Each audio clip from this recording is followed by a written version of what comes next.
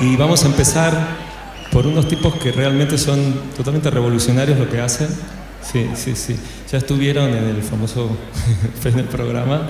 La verdad que me rompieron la cabeza y estábamos deseando que vengan aquí y muestren lo que son las chalapartas revisionadas por estos tipos. Eureka TX.